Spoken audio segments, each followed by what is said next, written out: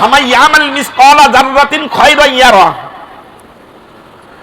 দুনিয়াও দেখবে, আখিরাতেও দেখা যাবে। যে ব্যক্তি নেকি আমল করেছে কিয়ামতের মাঠে তার আমলনামার মধ্যে নেক আমল দেখতে পাবে। ওয়া মান ইয়ামাল মিসকালা যাররাতিন শাররান ইয়ারা। আর যে ব্যক্তি বদ আমল করেছে তার আমলনামার মধ্যে কি যাবে? বদ আমল দেখতে পাবে। কথা বলেন না কেন? কথা ঠিক না? আলেম ওলামারা আইম্মাই মাসাজিদ এত বুঝায় আমাদেরকে, এতে সামান্য মনও বলে না। মসজিদের মধ্যে থাকে সব ঠিকঠাক বলি, মসজিদের বাইরে গেলে আর হিসাব নাই। অনেকে আসছে মসজিদের মধ্যে। বাইহাকি শরীফের একটা রিওয়ায়াত বলি, বাইহাকি শরীফ, যে দুনিয়ার মধ্যে খারাপ কাজ করলেও দেখা যায়, ভালো কাজ করলেও কি করা যায়? দেখা যায়। বাইহাকি শরীফের একটা সহিহ সনদে একটা ওয়াকিয়া নিয়ে আসছে। এক হজ কাফেলার মানুষ হজ করার জন্য কাফেলা নিয়ে মরুভূমি দিয়ে হেঁটে যাচ্ছে। পিছনে বা পাশে আরেকটা কাফেলা আছে।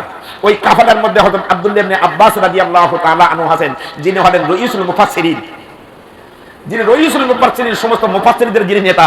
এই হজ কাফেলার মধ্যে হঠাৎ করে একজন মানুষ মারা গেছে। একজন মানুষ কি গেছে? মারা গেছে। এখন মারা গেলে তো দাফন কাফন করতে পারে, লাশ কাঁধে করে নিয়ে তো আর মক্কা নিয়ে যাওয়া যাবে না। বহু পথ, মরুভূমির পথ, গরম, তারপরে আবার মানে পাথরের রাস্তা, সমতল সমান রাস্তা না, তো কিভাবে কাঁধে করে নেবে? সকলের পরামর্শক্রমে আপনার দাফনের ব্যবস্থা করছে। এখন কাফন পরায় এক জায়গায় কবর খুঁড়ছে, এদিকে তাকায়, এক জায়গায় কবর খুঁড়ছে। কবর যখন খোঁড়া শেষ হয়ে গেছে, হঠাৎ করে চেয়ে দেখা যায় কবরের মধ্যে একটা বড় বিষাক্ত সাপ। আমি কিন্তু বাইহাকি শরীফের থেকে ওয়াকিয়াটা বলছি, ঘটনাটা বলছি। বিশাল এক সাপ কবরের মধ্যে। এখন কাফেলার মানুষ সাথীরা মনে করছে হয়তো কোন জায়গায় গর্ত ছিল, গর্তের থেকে সাপটা বাইরে আসছে, ওটা বাদ দিয়ে আর একটু দূরে আবার কবর খুঁড়ছে। কবর খোঁড়া যখন শেষ হয়ে গেল, যখন ভিতর থেকে উঠে আসলো, আবার চেয়ে দেখে যে তার মধ্যে ওই একই সাপ।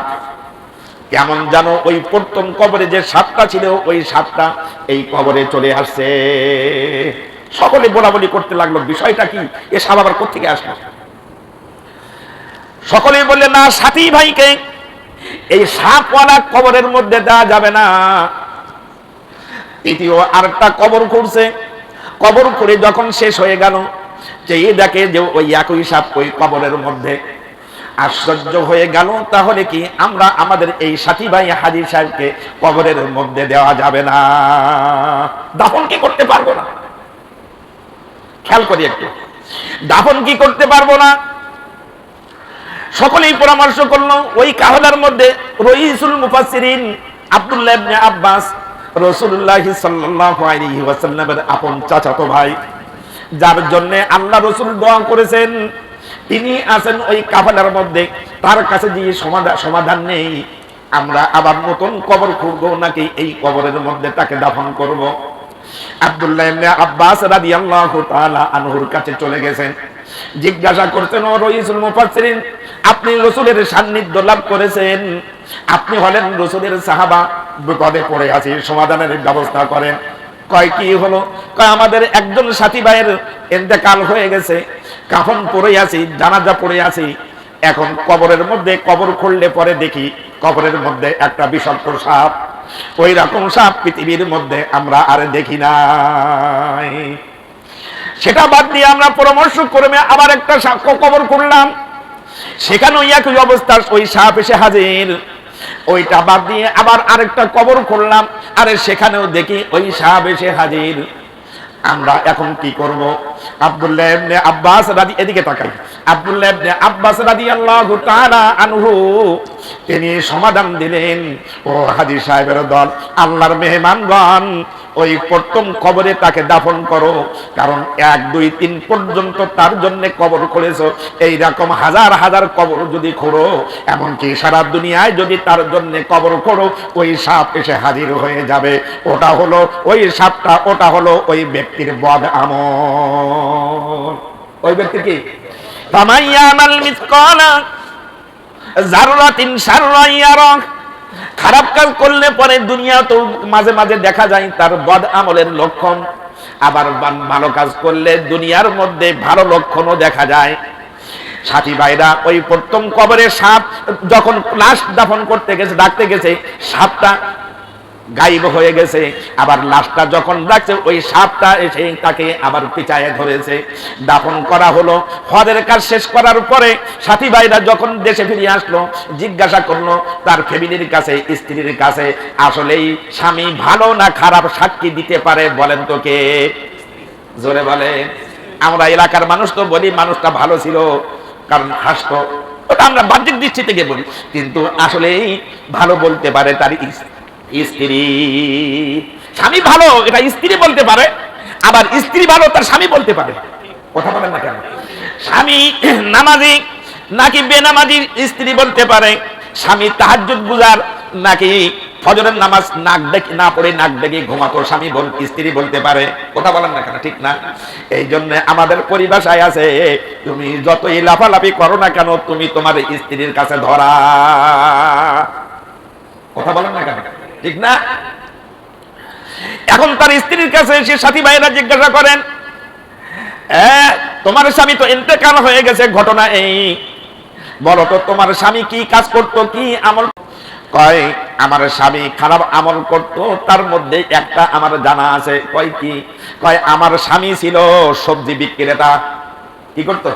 সবজি বিক্রি করতো, বাজারে সবজি বিক্রি করতো। তো তার কাছে কাস্টমার আসতে পারে ওজন ঠিকই দিত, কিন্তু ওজনে দিত কম। ওজনে দিত কি?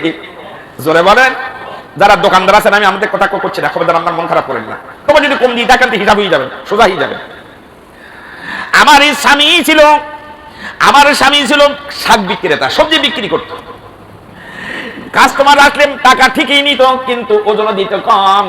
আর আল্লাহ পাক সূরা মুতাফফিফিনের মধ্যে বলেন, ওয়াইলুল লিল মুতাফফিফিন আল্লাযীনা ইযা কালু আলান নাসি ইস্তাউফুন ওয়া ইযা কালুহুম আও ওয়াজানুহুম ইখসিরুন। আল্লাহ বলেন ওই ব্যবসায়ীর জন্য ওয়াইল দোজক, ওই ব্যবসায়ীর কপাল মন্দ, কপাল খারাপ। ওই ব্যবসায়ী হলো জাহান্নামী, যখন নিজে নেয় তখন পারে কি বলে পাল্লাটা ভারী করে নেয়, তার মানে ওজনে বেশি নেয়। আর যখন কাস্টমারের কাছে বিক্রি করে তখন কি দেয়? হালকা করে দেয়, তার মানে ওজনে কম দেয়। ওজনে কি দেয়? স্ত্রী বলেন আমার স্বামী ওজনে কম দিত। ওজনে কি দিত? বলেন ওজনে কম দিত, এটা আমি জানি। আমার স্বামীকে আমি অনেক বুঝিয়েছি, কিন্তু কাজ হয় নাই। এটাই হলো আমার স্বামীর বদ আমল। আল্লাহর বান্দারা, সাথী ভাইরা, হাজী সাহেবরা বলেন, ও পৃথিবীর মানুষ শুনে রাখো, তুমি যদি দুনিয়ায় থাকা অবস্থায় নেক কাজ করো তুমি দেখে যাইতে পারবা, আবার যদি বদ কাজ করো সেটাও তুমি দেখতে পারবা, জগৎবাসী সেটা দেখবে। নেক কাজ করার মানুষ দেখবেন মরার পরে দেখবেন তার চেহারার মধ্যে একটা সুন্দর ভাব। কি বলেন? কথা ঠিক না? চেহারার মধ্যে হাসি খুশি ভাব, চেহারার মধ্যে একটা সুন্দর একটা নূর, একটা নূরের তেজ তার চেহারার মধ্যে দেখা যায়। আবার বদ আমল মানুষ, বদকার মানুষ দুনিয়া থেকে যখন যায় তখন দেখা যায় তার চেহারাটা মলিন। ফাউজুহু ইয়াউমা ইদিন নাইমা লিসাইহা রাদিয়া ফি জান্নাতিন আলিয়া। যদি কপাল ভালো হয় তাহলে জান্নাত, আর যদি কপাল খারাপ হয় তাহলে জাহান্নাম।